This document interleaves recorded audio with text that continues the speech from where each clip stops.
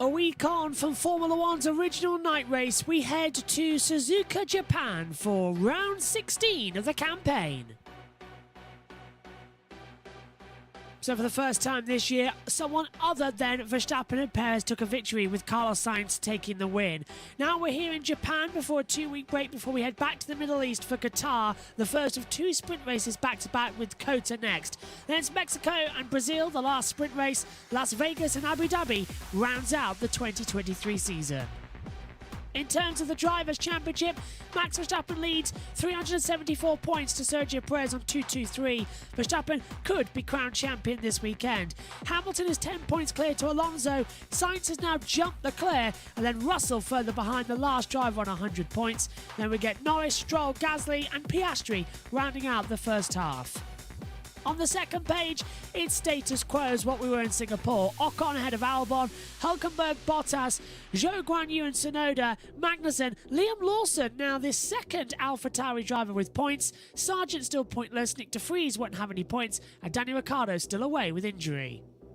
In the Constructors' Championship, Red Bull could be crowned the champions this weekend. 597 points to Mercedes 289. Their magnificent run of nearly taking it all has gone away. There we go, Ferrari ahead of Aston Martin, McLaren now in 5th, clear of Alpine, who are now under pressure, with Williams and Haas closing in with better results towards the end of the season.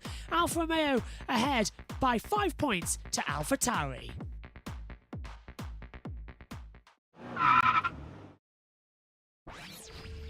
Let's take a look around the Suzuka International Circuit here in Japan, a 3.608 circuit, 53 laps ahead of us on Sunday, and one of the best racing circuits in the world.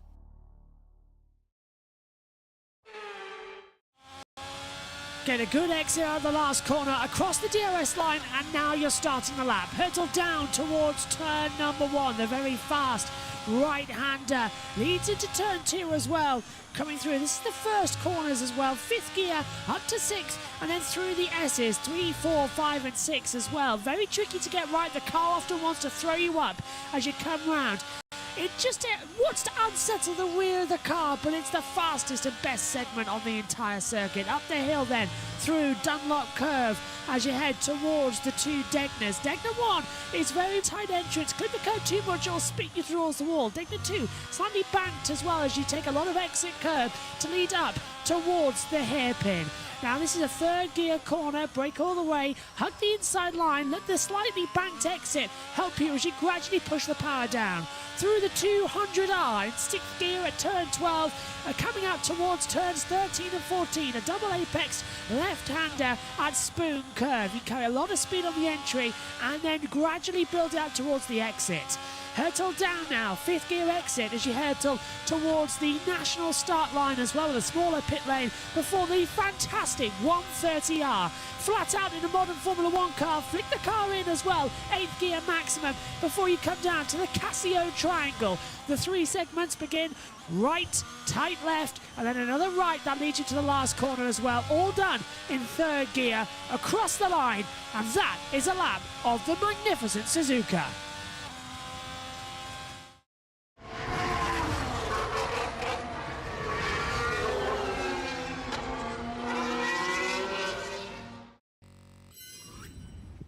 The forecast rain has stayed away, and here at Suzuka we've got some bright conditions. Just a 10% chance of rain then as Formula 1 gears up for free practice 2 for the Japanese Grand Prix.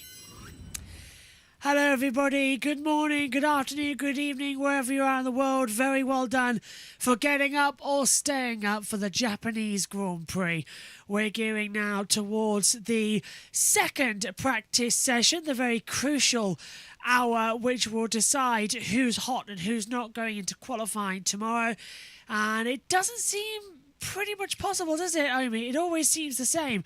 Whenever we have one of these night races, the practice sessions just come and go so quickly, and then you've got the rest of the day to ponder on it as well. It's what we love about it, but we're all tired, and certainly I've got the coffee on. Good morning. Yep, good morning indeed. I actually need to sort out some coffee for this weekend. Well, today's not one of the days where I really will need it. It's mostly going to actually be probably Sunday, well, Saturday night going into Sunday, as that's the night where I'm actually not going to get any sleep. So that's the night where I'm going to get it all set up, get it all ready. But yeah, going to be an interesting FP2. So, just talking about this morning, at the end of the session, Charles Leclerc did go off the track. He is okay, just to lock up and into the gravel, so all looking good there. We're gearing up now for the start of the second practice. Just a reminder about times coming into this weekend as well as we look at the circuit before we get ready for the intro. We will be live for MotoGP. Their first practice session is underway now. That will be on Twitch straight after this program. Practice 2 will be live on Twitch as well, with them being uploaded and premiered to YouTube. Tomorrow, you can join us practice or get underway as well. Everything for Formula 1 live, the Sprint and Grand Prix live for MotoGP on YouTube and Twitch, and Touring Cars live throughout the weekend as well. Okay, here it comes then, practice 2.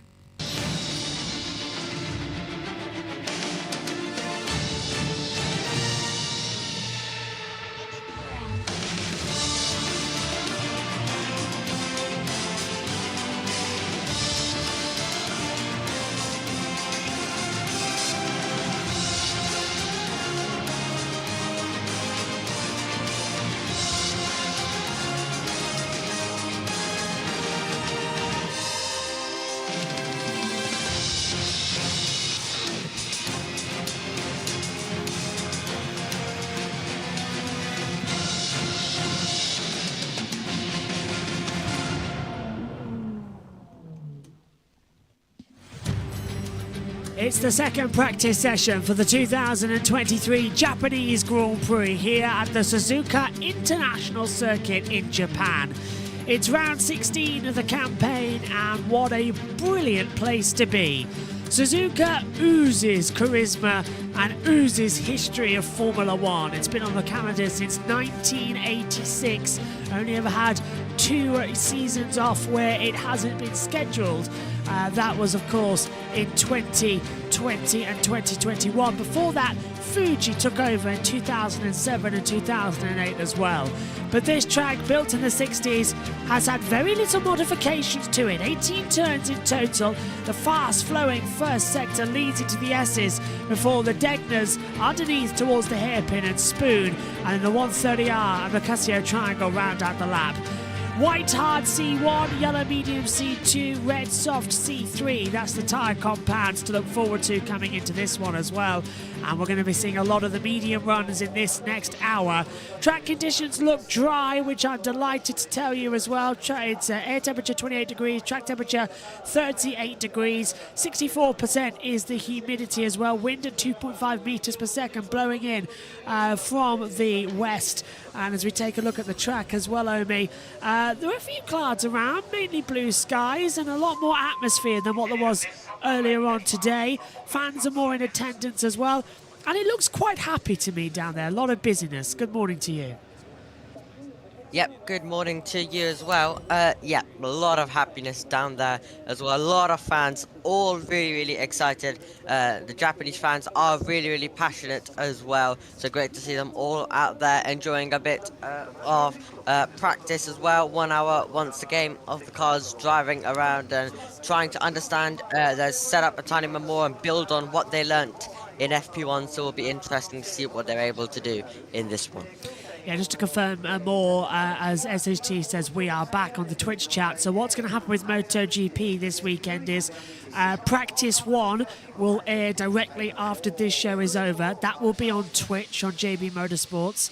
Practice 2 will be live on Twitch only as well. Both sessions will be uploaded to YouTube and premiered this afternoon.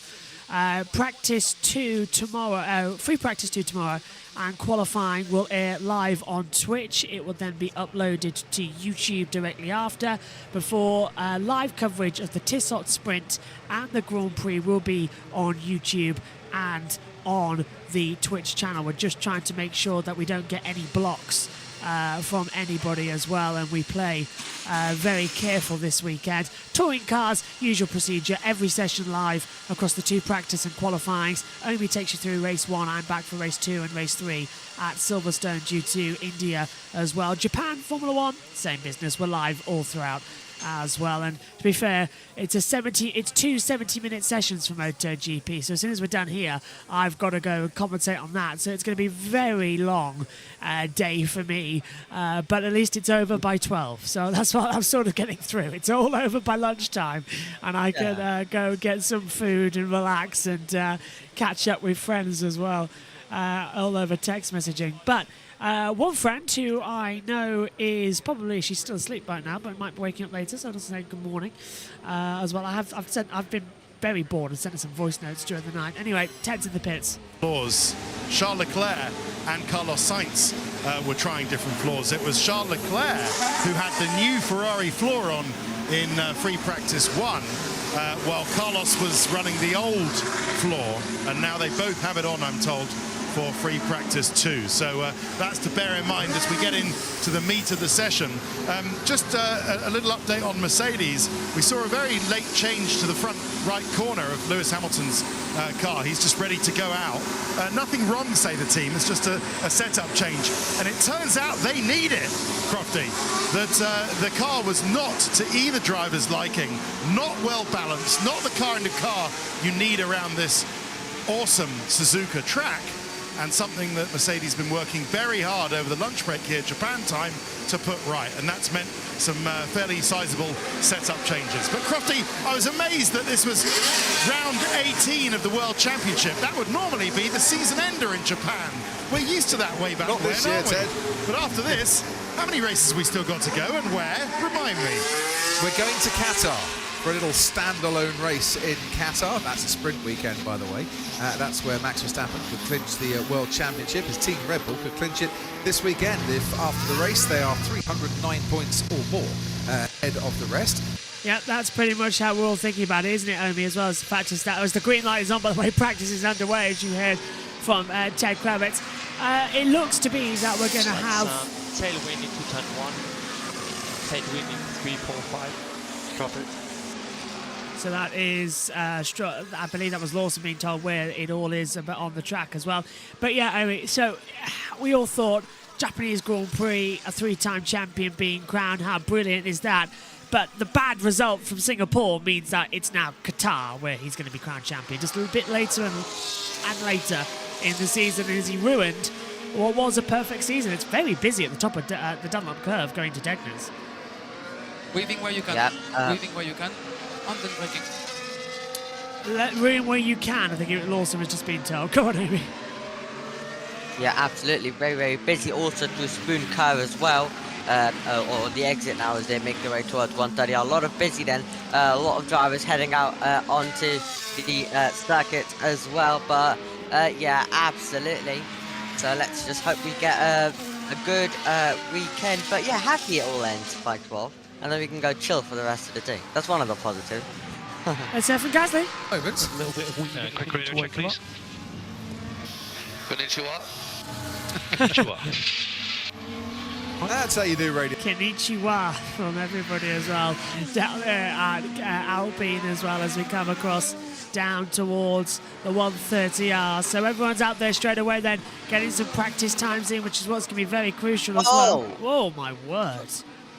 For a second I thought Tsunoda was smashing to Hamilton there. It was mostly the camera angle.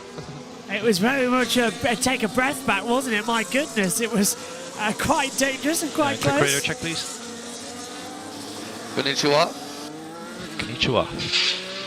Here's that Gasly radio again on the pit lane channel, as well as you can hear all the radio there as we see Tsunoda coming out of the last corner, going to get his run going out of the Casio triangle, the last corners on the circuit, and it gets going once again across the line. A fantastic view there on the start-finish straight where the commentary boxes are and the cameras that we show you throughout the weekend here on the Suzuka webcam. Wish more tracks had webcams as well. It's a brilliant addition to our coverage, but the Japanese well advanced and love their angles that they get as well. Right, SHT has said in the chat, first of all, we are back, and next year's driver market could go silly. A lot of drivers' contract expires at the end of next season, and you are right there. But it's been announced this week. Well, it hasn't been announced yet, has it, Emmy? But it's very much going to be. Ricciardo is going to be alongside Tsunoda next year. Lawson not having a seat. Just let's talk about it a little bit. I don't think that's right, because I don't think Tsunoda. He's had 60 Grand Prix starts, the best finish of 6th, the best grid of 4th. I don't think Tsunoda is that driver to be up there at the front. Yeah, I think Tsunoda has definitely had a bit of his time as well. But yeah, Ricciardo obviously not getting promoted as well to Red Bull, we have to say. That's what we all thought initially, didn't we? Yeah. So, a bit of a mess it is, but I was hoping Lawson could get on the grid, but looks like he hasn't been able to at all. And unless he can get Williams, but it really does depend on how much more crashing does Logan Sargent decide to do. I think that's what's going to decide it, but we can't have, we can't have it where it doesn't change at all. It needs to change a bit at least. Absolutely, and 3 times he went off the track in the first practice session, did Logan Sargent, so he's got a lot of work to do as across the line comes Tsunoda. Does a 1:35.019. Bottas is top though with a 1:33.163. Perez second from Albon, Sainz, Alonso, Hamilton. Some radio messages. No, all gone now. On the team radio from, who was that from? Yeah, it's George Russell, you can see on the radio. So if it pops up there, you'll hear it straight away. Ocon through the 130R, then into the Casio triangle. Turns 16, 17 and 18 on the circuit. Down into a third gear corner. Control the exit power. 18th at the moment is Ocon. Let's see where he comes across the line then as well. And jumps up into 7th with a 1:33.928. And you might be noticing, few of the drivers out there. Maybe I don't need a special one for turn 1 due to the understand. At Tsunoda's radio as we look at Hamilton through Degner 1 and Degner 2, just going a little bit wide of the curb and almost losing the rear tyre. Yeah, Hamilton thing. We'll just have a look. And when they say, yeah, because he hit that curb with quite force, didn't he? I mean, it jolted towards the wall. Yeah, absolutely. I was about to just say what he just said, but it came up, so I don't need to repeat it for you. But yeah, absolutely. Just a tiny bit wide out there, and then it's gonna be. And then obviously in qualifying we're gonna see a bit of a clock. We'll just have a look. All good. McLaren have not started in the top 6 of Suzuka since Jenson Button and Lewis Hamilton qualified 2nd and 3rd in 2011. Wow. We've got a good opportunity this weekend then, because this is the first time we're going to see McLaren with their upgrades at a circuit they say it's going to work best for them as well. As you come round turn 2, the B's corner, now through the S's section at 3, 4, 5, 6, 7. Would we get away with the rearward, have more rearward with the yellow? Oh no, in 2011. We'll have a look. Hulkenberg 3 seconds. Only traffic car at the moment. That's Ocon on the radio then, just saying, well, what will we get away with, what won't we get away with? But McLaren with a good opportunity. They're running here with their stealth livery once again, which I think anything looks better than the blue on the side of that car. I think the black and the orange actually works quite well on me together. It's better than the normal livery. And I think also the You're doing only one call, right? On this tyre, yeah, we'll just do singles. So that's the test tyre they're on as well for Hamilton. But I think my favourite livery was the white and orange, the sort of Marlborough throwback livery they had earlier on in the season. I think that's their best livery. They should look at having that more often in the future. Yeah, absolutely. Their special liveries have been better. And to be honest, they should be better, the special liveries, but they're way better. So, we should just permanently have them as well. But Piastri, obviously, We'll be launching from the getting a box. Could be contract. busy in the pit lane, so watch the lights, please. I'll call about launches. Go on. Yep, Piastri obviously getting the contract extension, so he's looking to stay there long term as well. And same with Norris, unless obviously he gets approached by someone else, and then they can do the contract breaking and all of that. But yeah, McLaren with a really, really great opportunity this weekend. It looks like now they finally do have a car, and I think they definitely do. And I think they definitely can contend with Verstappen as well as he goes through turn 12. But I think there's a big chance that they can actually contend possibly this weekend, and could be their closest threat. We'll understand it a bit more once the teams stop using the test tyres, and when we get more towards the end of FP2 and especially in FP3, we'll understand a tiny bit more of who looks the strongest compared to Red Bull. Is it Ferrari? Is it McLaren? Could it even be Mercedes? Where do they stand? So it's going to be interesting, and every race weekend we go into, it's always interesting, because most of the time we know it's going to be Red Bull, but it's always interesting to see who is going to be right behind them, because other than Red Bull, if you remove them, it could be McLaren, Mercedes, Ferrari, and earlier on in the season it was Aston Martin as Verstappen improves his time to set a lap time on the ball. It's a 1:31.377, which is 1.7 seconds faster than Valtteri Bottas. I mean, there's fast and then there's ultra fast. Perez does a 1:33.02, one of the mediums. So it's completely off. Ted. Fernando Alonso down here at Aston Martin was going well in free practice 1, but after that first run has come straight back into the garage for a front suspension alteration.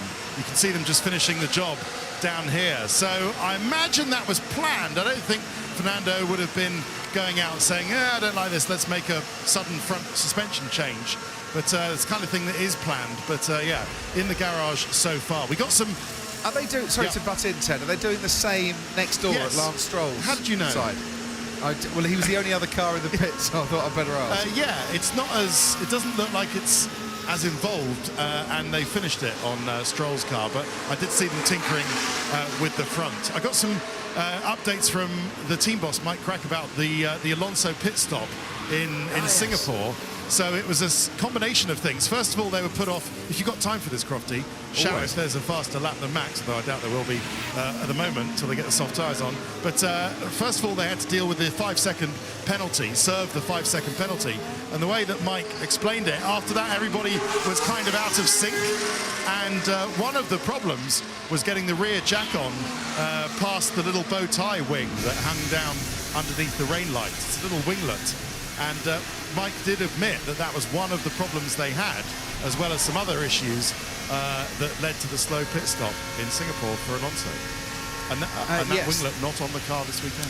No, it has disappeared for the time being. On board with Pierre Gasly now. Yeah, not surprised that winglet's disappeared after completely botching the stop in Singapore and costing Fernando decent points. Yes, he had a 5-second time penalty to add, but still cost him a lot of points. Gasly across the line goes 7th fastest to 1:33.421. So yeah, I could as Lando Norris up to second on a 1:32.124, 7/10 off the pace of Verstappen. So there's some decent times there. I completely agree with you, Omi. You get rid of Max Verstappen and Sergio Perez as well. The field bunches up massively, but it's what Max was saying in the press conference yesterday as well in the media pen. You've got to celebrate the achievements of Red Bull being so dominant, but you can't deny that the one weekend where they had a bad weekend, we had the best race of the season. So it's good that they're dominating, but it's bad for the people who enjoy the sport. It's weird. Anybody dominating is bad for the sport. We want everybody who watches Formula One, unless you're a Red Bull fan or a fan of a specific driver, the purist, like we are up in the commentary box, who don't have favourite drivers, who just love the sport, want to see good, close racing. And in Singapore, we got that. So I don't know where you stand on this, Omi, but I'd rather all that. Good, close racing. Yeah. And even though I do support Ferrari, same thing. Like I remember last year Australia, I was mentioning that this is getting a bit boring as well, this Leclerc domination. And then, well, I shut up very quickly.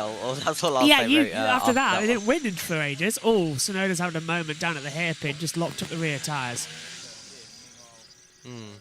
Yeah, I remember that one from last year. Magnussen Gap ahead into 8. turn Take it number easy. 1. Take it easy. Gap ahead 9. Oh, and it's Magnussen. It's Sainz ahead, and Sainz dawdling once again on the racing line.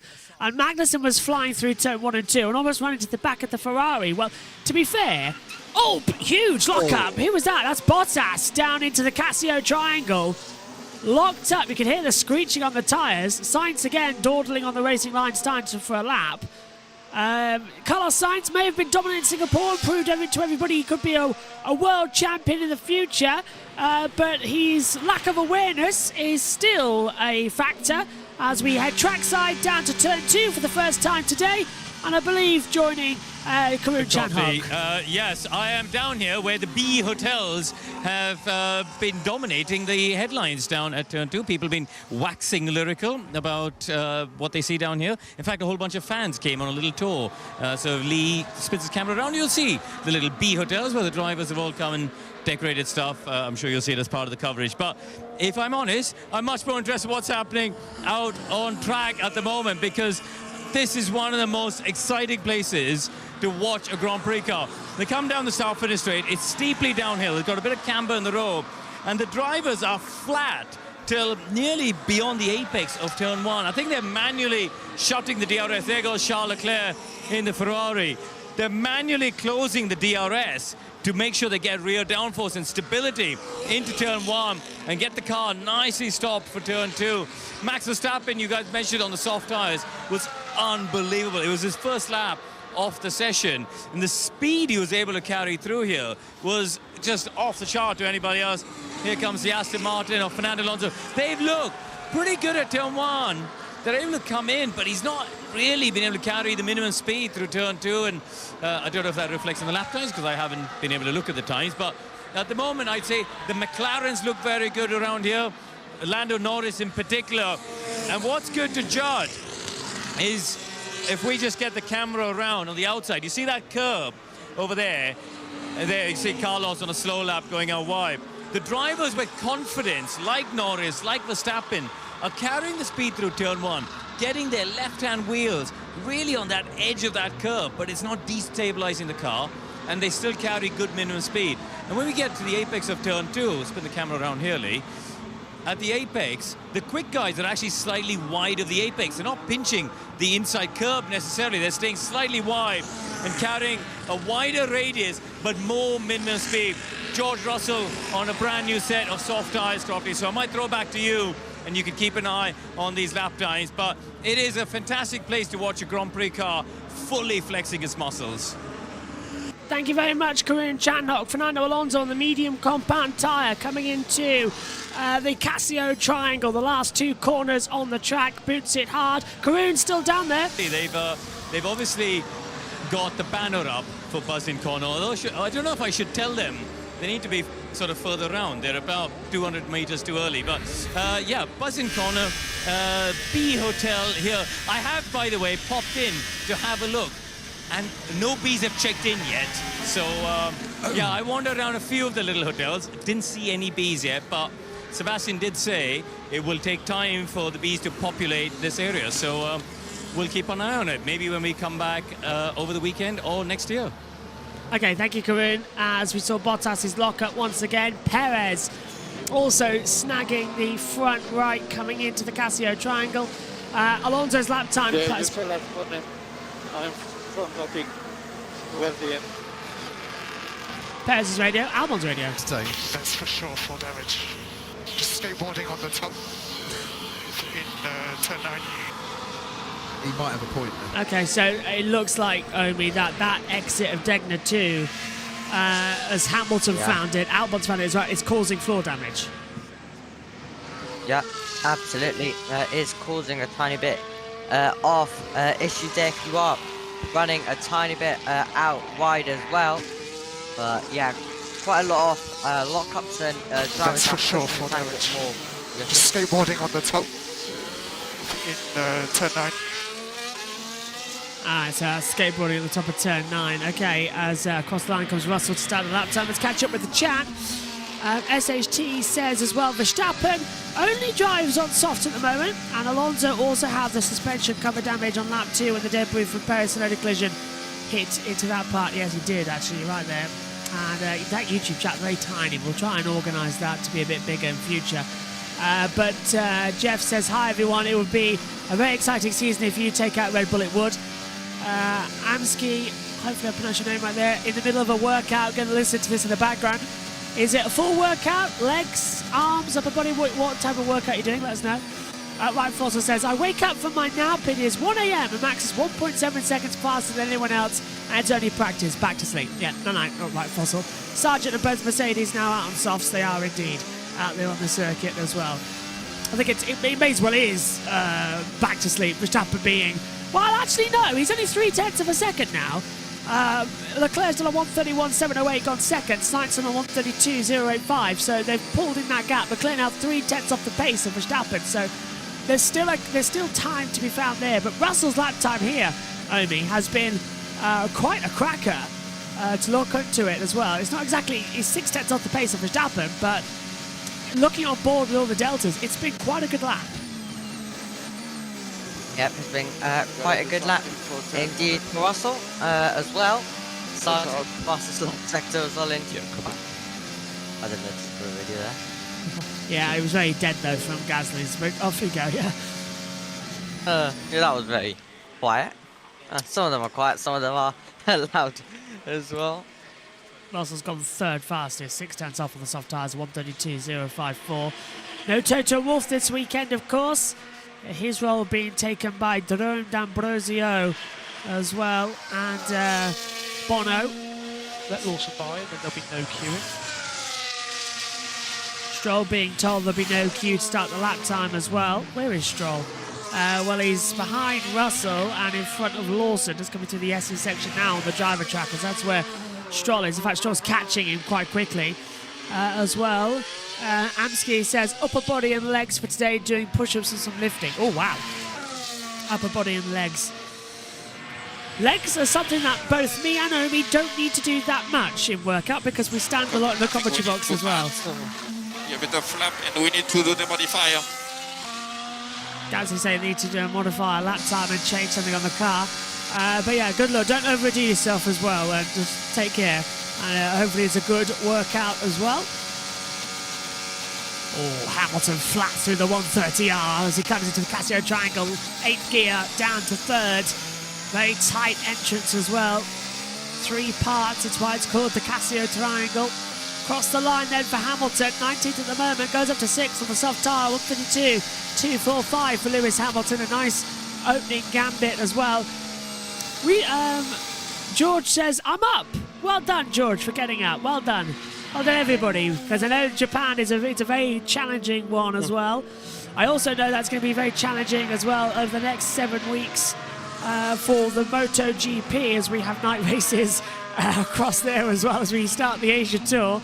I might go a bit Fruit Loop by the end of it all as well with sleep deprivation, and Megan certainly isn't looking forward to it as well, getting up on the Saturdays and Sundays now for the sprints and the Grand Prix. Megan's back with us this weekend in MotoGP as well after a couple of weeks off being busy and away from the commentary box as well, so she's going to be joining us for India as Tsunoda does a 1:32.864 as well. Julia will be back with us soon as well. What have you missed, George? Practice 1, Charles Leclerc at the end of the session locked up, went into the gravel. He got back to the track okay, but so far you haven't missed anything. It's been smooth running across the first hour and 20 minutes of the combined practices. Verstappen is 0.3 faster than Leclerc. Everyone now just starting their long runs on their times as well, and we'll get some quali simulations in before that as well, while the track's at its best conditions, which is now. And just to take a look at the circuit via the Suzuka webcam, this is a live image from Suzuka, Japan. This is on the main grandstand as well, looking back towards the carousel area, so this is obviously looking back to the track. A few clouds around, some bright skies around, a very busy atmosphere as well, and a lot of entertainment. So that's a live image from the circuit just below the commentary boxes over there as well. So looking good over at Suzuka. Coffee Dixon saying good morning, guys. Good morning. George saying, so Red Bull dominated again? Yes, Red Bull are dominating again. And Jolyon Palmer throwing shade on the Indy 500 and Pietro Fittipaldi setting him straight. Solid gold. So that's who's in the commentary box at F1 TV then. Thank you very much. I did wonder. I haven't watched the highlights yet from practice one. Have you, Omi? Presumably you have. I surprisingly have not yet. That's interesting. This coffee is going cold. It was made 50 minutes ago. And it's just now started to go cold, so I'll finish the coffee. It's a caramel latte that we got. We've got one of those espresso machines with the pods. So it went one for this morning. Megan's going to have one as well when she joins us for qualifying tomorrow, which is, I don't know if they. I said actually in a voice note as well, but she hasn't heard it yet. I'm starting to go loopy already in terms of I can't work out the days. I don't know if you get this, Amy, but you get this during the night races. You forget what day it is, and you forget where you're supposed to be because it's Friday, but it's Friday evening in your mindset. For instance, that's a radio. For instance, right now in Japan, it is 3:24 p.m. Here in the UK, it's 7:24 a.m. So your mind has to adjust that you're going to have 2 days crammed into one across 3 days. So effectively, you're not living 3 days, you're living 6 days into one. But it's still only 3 days in the 24 hours. It's very confusing trying to work it out. And this is where diaries become very important in a broadcaster's life, as the car's now doing their long ones. But faster than Max Verstappen across the line. Lando Norris has just done a 1:31.152. So a McLaren faster by 0.2 of a second. It is Lando Norris, Omi, faster than Verstappen. That was a bit of a surprise. Yeah, bit of a surprise indeed as well. But McLaren can and probably and hopefully will bring the fight to Red Bull. They so far are in practice too, but it's going to be about if they can continue it and keep it going. But yeah, always. And I'm already kind of like today, like right now. Obviously, it's the morning on Friday. I'm kind of already like, well, today's qualifying, and then today's the race. Yeah, same. It's kind of like that. Exactly the same. And it gets so confusing, and I'm going to get more and more confused because in around about an hour, my friend's going to wake up and then watch out for Joe just in case in turn 2. I was being told to watch out for Zhou Guanyu in turn 2.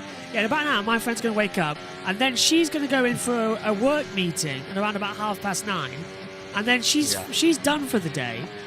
But I would be also done for the day. But the problem is, we're on 2 different time zones in the same town. It gets so confusing. I tried to explain it to her the other day. My mind melts. Honestly, it's so bad. You can't work it out as well. It's terribly confusing, but it's what we love. And it's what I love about the Japanese Grand Prix. Although I swear my television sort of dipped a little bit. Either that or my shoes. I'm wearing boots instead, so they've got a bit of a heel on. Because I feel like I'm not quite eye level. I'm having to look down a little bit on the monitor. Because usually it's eye level with me, but yeah, I think it's not too good there. Piastri through the 130R looking quite strong once again. And I reckon McLaren are going to be right up there this weekend, Omi, as you've been saying all day so far. Yeah, McLaren definitely do have a chance. Oscar Piastri, in the other McLaren about to come over the line. He goes into 4th as well, 5/10 off. Albon is up there currently in 3rd as well. So, yeah, Albon. Williams appearing as well on the scene. But Albon making Logan Sargent look even bad. That's interesting, actually, because this morning, Williams didn't turn up. They were in the second half of the table. Yeah. Now they're up there, which is really interesting on the long runs as well. It's a 1:31.555, and Albon's done that. Well, he's done 2 laps on the test tyre, 4 laps on the mediums, and 2 laps on the soft. So Albon really has gone through all the tyre compounds available so far. We don't know, by the way, what the test tyre is, neither do the teams. The only people who know what the test tyre compound is and how soft or hard it is Pirelli themselves. And each team has different tyre compounds. So, say there's 10 teams, so 3 of them will have hards, 3 of them will have softs, and 4 of them will have the mediums as well, because the medium is the one they need the most data on. So that's how it all works out. And we don't know what the situation is between them. Last year in Japan, if you joined us in the commentary, we heard from Mario Pizzoli, the director of Pirelli, during second practice, and hopefully we might hear from him shortly if he's going to come up for it as well. But Leclerc crosses the line, does a 1:31.008 to go 0.144 faster than Norris. Perez coming across the line now as well in the Red Bull on the soft tyres, goes 6th, a 1:31.710. Across the line. Sainz as well, just coming out of the hairpin now, down towards the 200R, the long sweeping 200-degree right-hander. Norris being told to back off in the middle sector as Sainz round spoon curve, double apexed left-hander that sweeps back in as well, down to the national straight. Up the hill we go then, and towards the 130R. 130 degrees right hand coming in. It's a left hander, so I don't know why they call it 130R. As they come through into the Casio triangle then. And this is a mighty good lap time from Carlos Sainz. The car looking pinned. The Ferrari usually has rear stability issues, but looking perfectly fine and goes third fastest on a 1:31.237 for Carlos Sainz. And I think Ferrari might have found a silver bullet to this car as we look at Degner 1 and 2 on board with you, Sonoda. Yeah, checking in with Sonoda, and we've seen a lot of drivers have issues here. Well, there's another one, just a bit of a snap though, not as major as some of the others. A bit of a snap, tiny bit over that curb, but just about keeping it going as well. But yeah, Ferrari seem to be in the mix. McLaren seem to be in the mix. Leclerc going backwards on that replay. As through Degner 1, he's gone very wide. Yeah, okay, so maybe that car's still having some issues, but I think they're on different strategies coming in. Catching up with the YouTube chat quickly, and the Twitch chat. The chat room, I think, is what we're going to have to say from now on, because we've got 2. SHT says, when Perez ends his time at Red Bull, where do you think you guys will go? Retirement, in my book, probably, and probably to IndyCar. Upright Fossil says 1 a.m. gents, 1 a.m. 1 o'clock in the morning, 001, 100 hours. Glad you're all covering this. Cheers, no worries at all. We know how painful it is. And George says, for me, this feels like F2 practice. Always love listening to you two in the morning with some tea and biscuits. Pleasure to have. Well, usually, actually, it's not that bad, is it? Because we're now into the time when it's time, 7:30 in the morning, UK time. So it's now like it's an F3 feature race on a Sunday. It's sort of like we're used to this time a bit more, aren't we? Yeah, but we shouldn't have had a session about a few hours ago, though. Yeah. That's the only thing. We shouldn't have had one a few hours ago. We should have just woken up about 30 minutes ago, or something, depending how much you got to set up, and how much do I need to sort out my voice in the morning. I literally, it's rather bad, but everything in the commentary box was set up at 9 p.m. last night, and no, at 8 o'clock last night, 8 p.m. last night, and I just left it all on so that I can just walk into the commentary box at 3 o'clock in the morning, and then it's all done. And yet, still at 3 o'clock in the morning, there was issues because the monitors didn't turn on. So that was a challenge, but yeah, it's all been funny. Alonso across the line then, he's 15th at the moment, goes up to 5th, 4/10 off the pace, as well. It's a 1:31.492. It's 5th fastest with Verstappen now 4th, but mighty good time either way. Leclerc still fastest here for the Japanese Grand Prix. And this is on board with Kevin Magnussen in the Haas through the S's section, and he's got cars to the left of him and cars to the right of him, and he's stuck in between. One is Charles Leclerc, and one is Alpha Tauri, I believe, of Yuki Tsunoda. Yeah. Now Joe. And are we going to see another one? Yeah. That exit Yeah. curve at Degner 2 is just it's catching everybody out. Not going to learn much from the other second. Yeah, I leave it to you if you want to box. Okay, understood. I think it's the AstroTurf only as well. Looking at it, it's like it's still damp from the. We had a little bit of rain at the end of FP1, didn't we? And then the AstroTurf's damp and it's coming loose a little bit, so it's still a few bits of issues they've got to try and sort out. Verstappen is up only by 0.3 of a second. He got held up in the middle sector by Charles Leclerc a little bit. Lawson goes 13th, 132.141. I'm expecting Liam Lawson to do really well this weekend with his super formula knowledge of this track. I really am. I think he'll beat Tsunoda. And that's going to embarrass Tsunoda in his home race. And I will. Verstappen to the top as well by over 0.3 of a second. And I really do have a feeling Verstappen and Red Bull are really going to come back with something this weekend with a lot of revenge. And they're probably going to absolutely bore us this weekend. It was Ted But I'm hoping they're not too quick though. It was Ted Kravitz who said, "We'll let them have one." That's what it was quoted as Max Verstappen saying. All clear from traffic behind, Stroll a bit. Trying to keep this rolling for now. I want to change. I don't know how long it takes, but clearly not the solution. Gasly saying he wants to change some of the brakes. That's what I got from that over the radio as well. Sometimes the TV is really loud, sometimes it's really quiet. It's quite hard to tell what's the difference between the two up in the box as they come into it. This is Russell then. Oh, little twitch coming out of the Spoon curve, but he's got a good exit pace. And Stroll goes up to 10th on a 131.771, so decent time there. Russell half a second down, in the middle sector as he comes into Casio Triangle. I'm still looking at Verstappen's time and thinking, how did he do that? A 130.6 at Suzuka is mad in these cars as well. Russell 5th, 131.328 across the board then as well here at Suzuka. A couple of cars still on the track.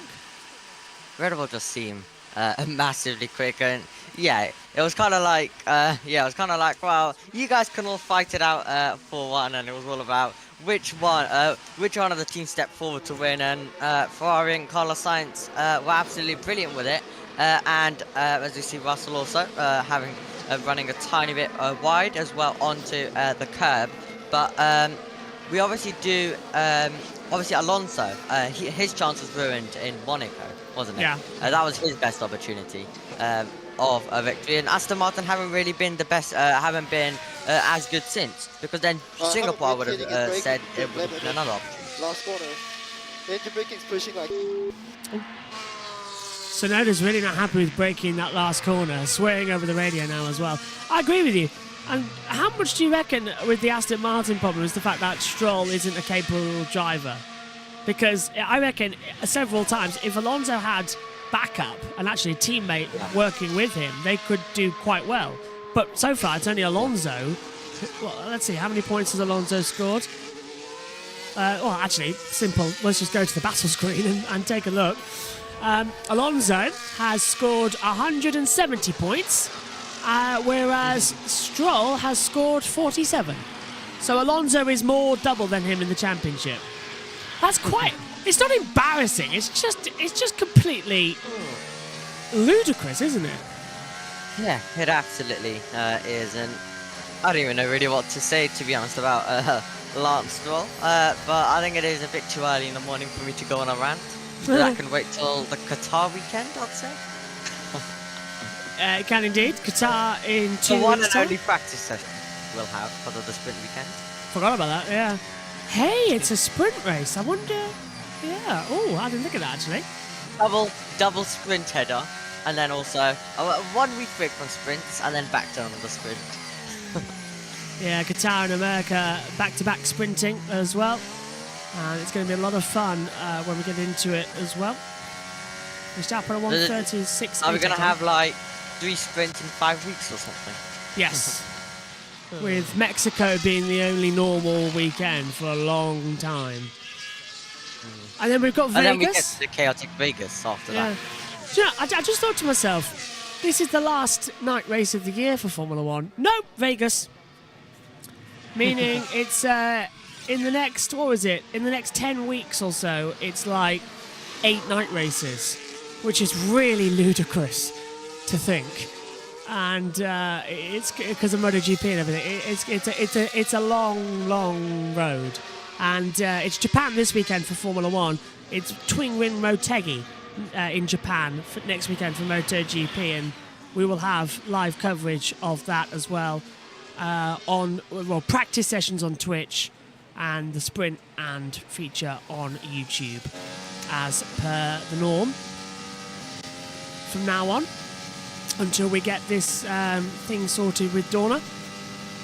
So we're going to reduce the coverage a little bit, live coverage of the races, as we're on board with Lewis Hamilton with this geo-specific cam model. It's just amazing, isn't it? The 360 stabilisation on board with Hamilton to the SS. He's twitching mid-corner, had to downshift a bit as well, but Lewis Hamilton absolutely flying right now as he comes to the upper Dunlop curve. Sweeps it through into Degner 1. Oh, really hits it hard. Look how much of the banking is at Degner 2. Underneath the bridge. Doesn't go over this time as he comes up towards the hairpin now at turn 11. Third gear corner. Takes a very wide line in him. I think he locked up there, actually. It's a very bad line there from Hamilton. Yep, bit of a bad line there by Lewis Hamilton. And I've got my first Discord ping of the day. So let's see what that is. Could be me. About. Could be me. I did ping everyone earlier on. Actually, yeah, I forgot about your ping, so not the first ping, then second. Hamilton's middle sector then, as he comes down to 130R, is 1 second off the pace. So that lock-up down at the hairpin has just carried it on all the way round through the 200R into Spoon and then down the back straight into the 130R. So a lot of time lost for Hamilton as he comes in. Hamilton, of course, has won here at Suzuka in 2014, 15, 17 and 18, but he's also a winner at the Fuji Speedway. He won that amazing Grand Prix in 2007 in the rain-affected race. 23 laps behind the safety car of the 71. There's Andrew Shovlin, trackside engineer, watching on as Sky go to a break. But yeah, I think as well, I love Suzuka, never get me wrong. Suzuka is amazing, absolutely love it. Yeah. But I wish the plan had worked where we would alternate with Fuji. I love the Fuji Speedway. I did a race there a couple of weeks ago when I did the JB Motorsports Chill Zone on Twitch. Omi, you remember, you were watching as well. Yeah. I did a little race around Fuji. I love it. I love the track. Fuji flows so nice and it is so fast. And it would be an amazing experience in a Formula One modern car. So, yeah, I wish we could have a race at Fuji again. But right now, we're here at Suzuka, because Fuji's owned by Toyota, of course, and Suzuka's owned by Honda. And who's currently in Formula One? Honda. So that's why mainly we're here at Suzuka as well, with the long-term contracts. So, less than 20 minutes to go then in this session. Verstappen is the fastest, from Leclerc second, Norris third, Sainz fourth, Russell is fifth, and Alonso sixth from Albon. Piastri, Perez and Bottas complete out the top 10. And then it is Stroll, Ocon, Hülkenberg, Hamilton, 14th fastest. Then it's Lawson, Zhou, Magnussen, Tsunoda, Gasly and Sargent, the running order as well. Looks like Lawson could be in as well for the Qatar Grand Prix. There was something I read about an hour and a half ago about Danny Ricciardo. Where was it? Problem is, I get so many tweets. Well, I start the run with no front, and now I have the most rear deck we've had all year. That's Sargent saying that it's the worst rear deg we've had all year. Not good at all. As we take a look, this is Alexander Albon into the Casio Triangle. We're going to see on the T feed. Oh, jumps over the curb one, gets the car unstabled. So not looking too good, unfortunately for Albon.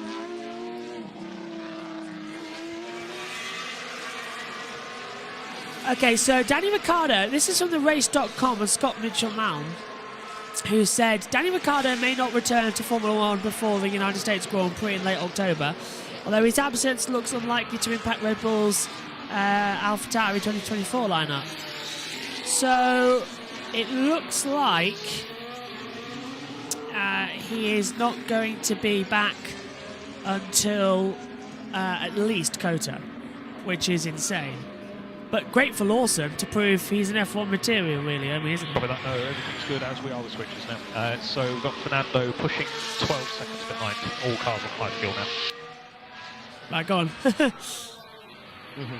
Yeah, absolutely. And yeah, going to be really interesting to see what happens with all of that. But obviously, we're not going to have to wait too long till we come back, obviously, to Suzuka, happening earlier next year in the calendar as well, in April. Right after Australia, right before China. That's going to be another time zone mess a few weeks. I know we're trying to regionalise the calendar, but really? Japan that early in the year? Australia, Japan, China together. The only one I'm looking forward to is Australia. Because, you know, it's back to back to back. Keeps you all awake every sessions. There's always a session happening every second, so... That is true, but I'm looking forward to China a little bit because it's my birthday. So... yeah. There's a little bit of personal bias there. We'll get some cake already. Yes. Let's take a look. My pedal is like all the way down to the That's Stroll on the radio, I think. No, it was Joe Grenier. I don't know how to control this. Oh. Okay. Sergeant really struggling as usual. Weird. Just taking a quick look at the weather on the webcam that we've got here at the moment. There's some dark clouds blowing over the circuit, but it's not putting any rain down. There was only a 10% chance of it to affect the race anyway, so, well, the practice session, so it's all looking good there. That's the Suzuka Live webcam. Verstappen's out there now on the test tyre, Omi. I think he's on a race simulation run because he's down in the first sector by quite a bit. Yep, surely just doing a tiny bit of race simulations now as well, and then obviously we have Baku later on in the year, don't we, as well? Right after Monza. Yeah, they've swapped, haven't they? Japan right and Baku have swapped Singapore. over. Yeah, absolutely. And then I'm guessing also then Formula 2 will, obviously before they head to their little 2-month gap, Baku will now be ending it rather than Monza, because obviously Baku, Formula 2 also going to... of the high fuel on the medium time. Russell's starting a high run then on medium compound, so we'll keep an eye on him. Go on. Yeah, and then obviously like 2021, same thing for Formula 2, 2 weekends to end the season, with this time not being Jeddah, it's Qatar and Abu Dhabi as well. Which happened over the line, yeah, 5.7 seconds off, so just doing a bit of race simulations right now, and then we'll find out.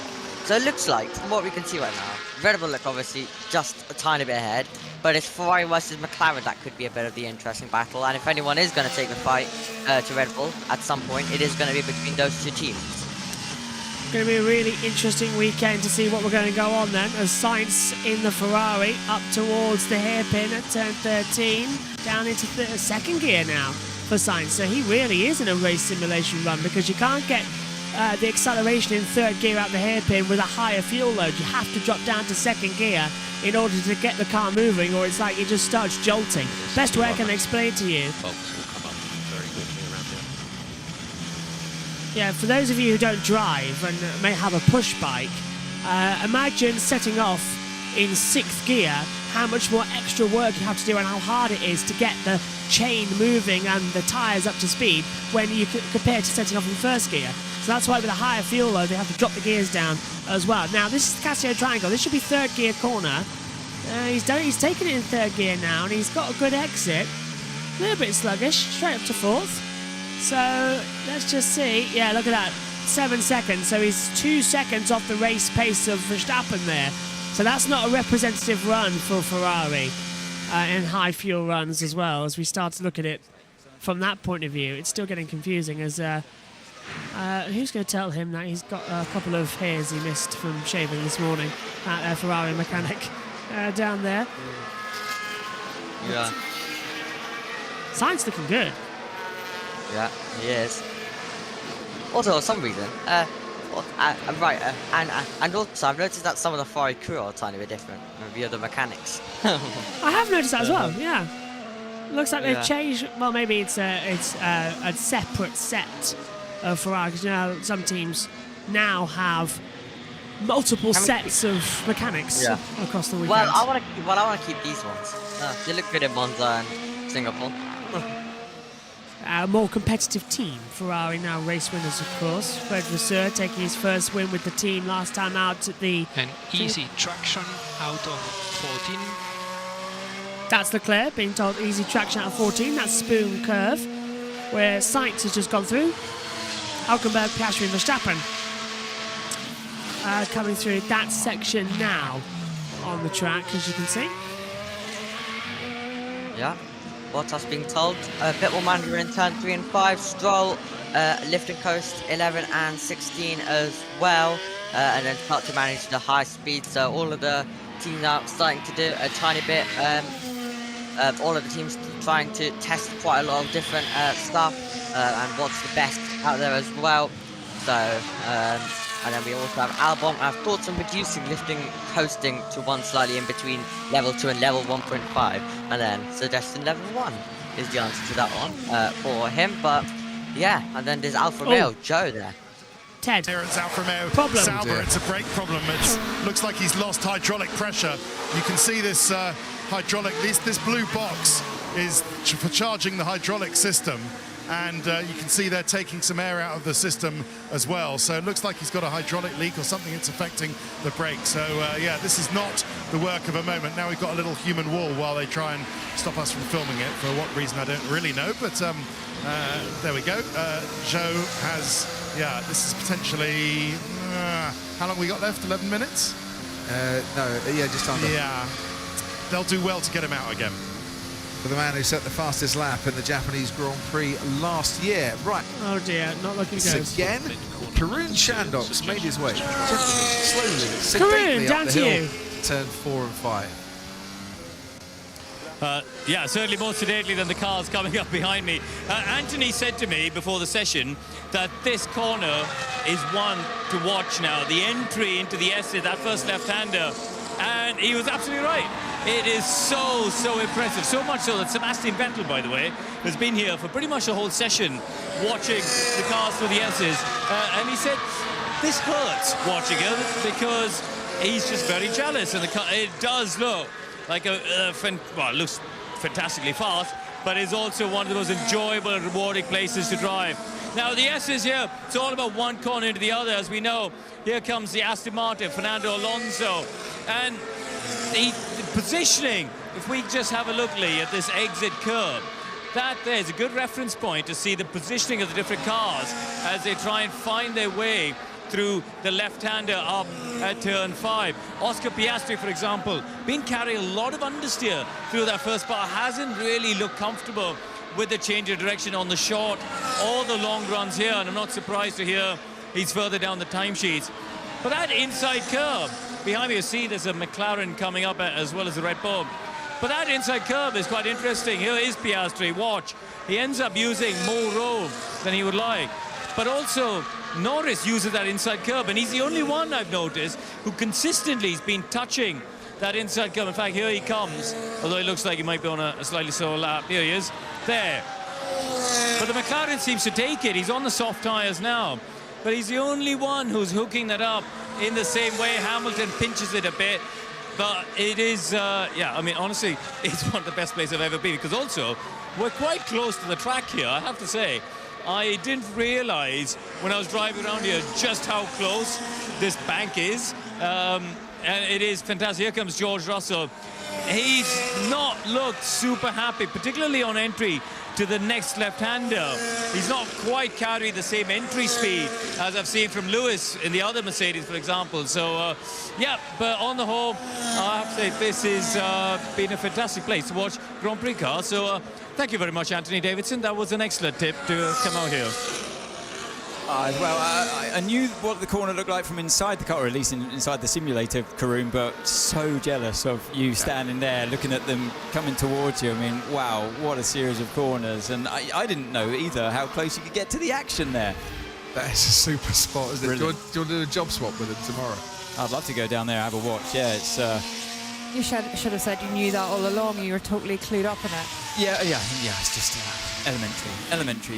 Yes, I knew all that. No, I mean, wow. It's only when you stand at the side of the track you appreciate it. And even when you're driving these things and you get out for a, in a free practice session or whatever, and you get out and you have a look at the cars going past, you think, am I out there doing that when I'm driving? It looks so much faster and it feels really inside it.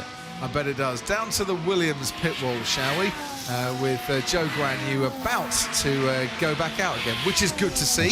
But James Vowles is with us, the team principal now at Williams. James, great to have your company this weekend. 7 minutes to go. How's this session gone for you? A few skirmishes with the curbs? Yeah, that's a typical habit around here. It wouldn't be Suzuka if you weren't pushing the limits and skateboarding across the curbs. But all good so far. It's certainly lining up to be a better weekend with some good single lap performance. Everyone's just put the fuel in the car now, pretty much, and the ball run rolling. What I can tell you at the moment is there's quite a bit of tyre degradation, so it's going to be an interesting race on Sunday. Is that due to the heat? And I was going to ask, how much historical data are you using? Because it feels so much warmer at Suzuka this year than it did in 2022 and previous years. Yeah, it will be due to the temperature. So we've got about 28 degrees air at the moment, and normally around here you'd be 19 or low 20s certainly, and that brings the track with it as well. So I think we're probably plus 10 on everything, and it is giving a hard life for the tyres. James, it's Ant here. Good session so far, like you say, for Alex at least. He's up there in P7. Did you expect that before coming here? I know we saw the car pretty quick in Zandvoort as well, but speaking to you there, you said that's because perhaps it was cooler conditions and that's what helped the car, but it sounds like you're expecting that at this circuit, that kind of performance. This has a lot of characteristics. Probably if you had to choose another circuit that's as close to this one as you can, it's Silverstone, which I think also we showed that we could be semi-competitive at. And the reason why is it suits an efficient car package, so an aerodynamic package, and that's really what our car is based on. It also uses the front tyres a lot more than the rear, and again that suits some of the characteristics of our cars. So, I mean, it's a figure of 8 track, Silverstone isn't, but other than that, it has a lot of similarities in terms of speed range and corner profiles. Hi James, it's Bernie. Just a quick one on my side.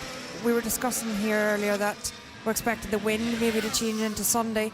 How big of a effect does that have on the setup work that you're trying to do today? Yeah, that has quite a big effect. So it's, I think from memory when I last looked at it, it's a slight tailwind into 1-2 at the moment, and that's not ideal. But equally, that end up being a headwind up into the S's, which is quite a nice thing to have around here. So that'll have quite a stark impact on certainly car balance on Sunday, and it'll be a bit of guesswork getting it all right. And just finally, James, 0.8 of a second between your two drivers. I know it's Logan's first drive here. You're looking for a bit more from the American driver, I would imagine. Yeah, I briefed him before the weekend started, and I can probably attest to this, that actually this one's about building up to it as well. It doesn't take much to hurt your confidence by pushing too hard through, for example, 8-9 especially. There's very little margin for error. So I'm not too worried about that at the moment. What we just asked him to do is no mistakes, build from there. James, thanks ever so much. We'll be back with you tomorrow. High tyre degradation. Bernie, it's a 1 or a 2 stopper, this race. 2. Will teams be able to get a handle on the degradation? Is it going to push it more to a two-stop race, do you think? Yeah, I think this should be a 2-stop race. Often towards the back of the field or the midfield, you do get people attempting the 1-stop, but 2-stop should, I think, be quicker on paper. It's just often that the overtaking's a bit tricky, so people try and make the 1-stop work. Yeah, so it looks like it's going to be a 2-stop race then as well. Thanks to the Sky team over there as well. To hear from James Vowles as well was also nice, and Karun at turn 4, but we've had some long run pace coming in. Looks like Ferrari are actually the quickest on race pace at the moment. They are about 2 seconds a lap faster on the longer runs, but I reckon that's going to whittle down to around about 5, maybe 6 tenths faster than the Red Bulls, which is quite alarming, Omi, compared to the fact that it was a similar gap on Friday in Singapore, but Verstappen's quicker on 1 lap pace.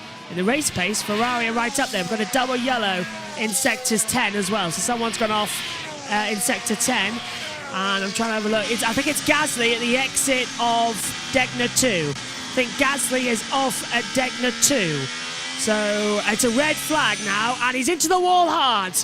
Red flag out. Gasly gets on the exit curb of Degner 2. It's been catching everybody out throughout the weekend, and with 2:26 to go, the red flag is out. Pierre Gasly in the wall, knocked off the front left suspension. Sebastian Vettel watching on at that part of the track, and Naomi, that's a bad way to end the session. No one will get no one will get a practice start. The session will not be resumed, and Gasly in the wall.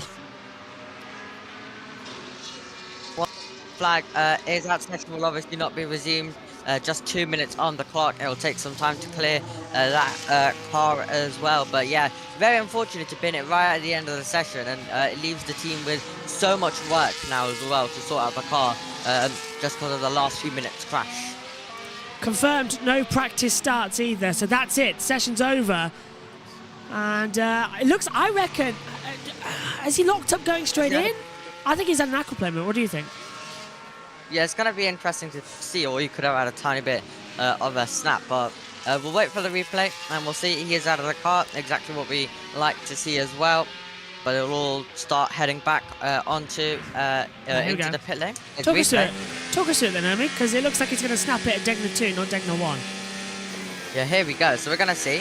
We make our way through one, and then there is a car ahead of him. He's going to lock up, and then it's just going to go straight on, and then just gets collected with the wall and just kind of drags himself on that barrier, and then that also eliminates the front tire as well. So a lockup just sends him wide, and then just kind of rolls with the barrier. Locked up. Sorry for that. Locked up. And it's this. Sorry for that. Yeah, locked up an entry. He was following his teammate Ocon, and it's straight to the scene of the accident. That gravel, it's an old style gravel, so it's very deep, and it's just going to drag you in. And that's game over, I'm afraid. The checkered flag will come out. Well, the session will already not be resumed, so the flag's already out. This is the end of the session. No practice starts, so that interrupts race preparation a little bit as well, but it's Verstappen on a 1:30.688 who goes fastest. Leclerc second, Norris third. So a similar run to this morning. In fact, is that not the same without Sainz? So I think it's Verstappen and Norris the same places they were this morning, and it's Leclerc and Sainz who have swapped places. Leclerc to P2, Sainz down now to P4. On my knowledge, I think that's true. So good stuff for the McLarens to have pace, and Max Verstappen proving he's got it all to play for, and he's still back and running. So what did you make of FP2 then, Naomi? A really interesting FP2 session, a tiny bit more as well. Sorry. Does that mechanic know he's not actually calling the brakes because the hose has come out? There we go. Yeah, the hose has come out. He wasn't actually calling the brakes down, so that was quite funny. Back to you, Naomi. Yeah, absolutely. But tiny bit more of a, I guess, chaotic session as well, with a lot of close moments, and then obviously Gazzy just finding the wall right at the end of the session. But a very interesting day of practice. Red Bull looks strong, Ferrari and McLaren are in there, so anything is definitely possible. We're going to have to see in practice 3 if Mercedes are also in there. How do Aston Martin look as well? It's honestly going to be a really interesting Saturday coming up, I guess, today, but all a mess with the timings. So for me, it's today. Really is all a mess. Now, if you're watching on YouTube, I suggest you make your way over to Twitch, Joshua Birch Motorsports, as we'll be doing the commentary shortly on the first practice session of MotoGP with delayed coverage there. Practice 2 will also be, free practice sessions as well to decide the running order for Q1 and Q2. That's live at 11 o'clock British Summer Time. That too live only on Twitch. And full premieres of both of those sessions will be on later today on the YouTube channel as well.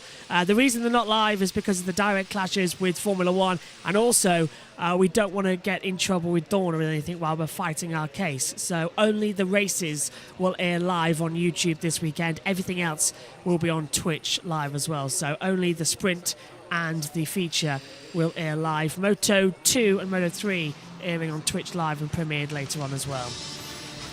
Here's the results then from the second practice session for this Grand Prix. They load up as well. Verstappen is the fastest.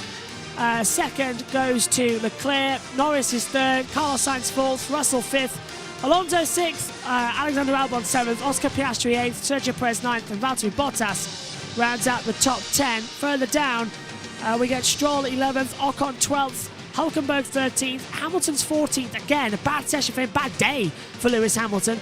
Liam Lawson 15th, Joe Guan Yu 16th, Kevin Magnussen 17th, 18th Yuki Tsunoda, 19th Pierre Gasly, and Logan Sargent once again rounds out the session in 20th place.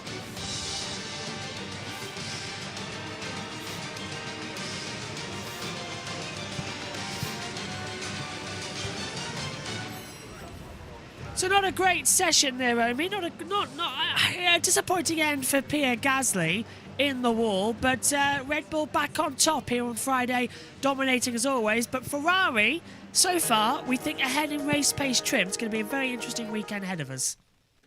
Very interesting indeed. Ferrari, who are usually ahead in qualifying, but then are more worse in race pace, it kind of looks like it's changed over. So that's going to be an interesting story. If Ferrari can, for example, get on the front row, and then can they maybe challenge Red Bull? That's going to be the question, definitely. But we're going to see how the rest of the weekend progresses. We'll need to see how it goes. But would absolutely love for it to be a tiny bit of a change where you have Ferrari better in the race pace, and they're the ones on the attack, and they're the ones who are able to take the fight to Red Bull, and I hope the McLaren and Mercedes can also be in there as well. Omi, my thanks to you for staying up throughout the night with us here as well. We'll see you tomorrow for qualifying as well. Practice 3 will have, you can have off as well. So thank you, Omi. But if no one turns up, then I'm going to have to come in. No, I can handle it. Don't worry. You can get some rest. You deserve some rest, especially with a busy weekend. So my thanks to you, Omi. Have a great rest of your day. On YouTube today, later on, you can join us for the premieres of the MotoGP's first and second practice sessions from today. The delayed coverage of practice 1 is going to air in around about 15 minutes time on Twitch, and then practice 2 will be live on Twitch as well. Apologies, it's just we're just trying to get everything out of the way. So JB Motorsports on Twitch, Joshua Birch Motorsports on Twitch. That's the place to be if you're following us here from YouTube. But my thanks to you, Omi, as well. What a day we have had here at Suzuka. The clouds can now start to draw in, and the night can go. What a day we've had. Max Verstappen is the fastest. Practice 3 tomorrow morning, 3:15 a.m. British Summer Time, qualifying from 6:45 a.m. as well for all of the action. Suzuka has delivered on the night shifts. My thanks to you all for joining us, and my thanks to Omi. We'll see you tomorrow for Practice 3. Take care. Bye-bye.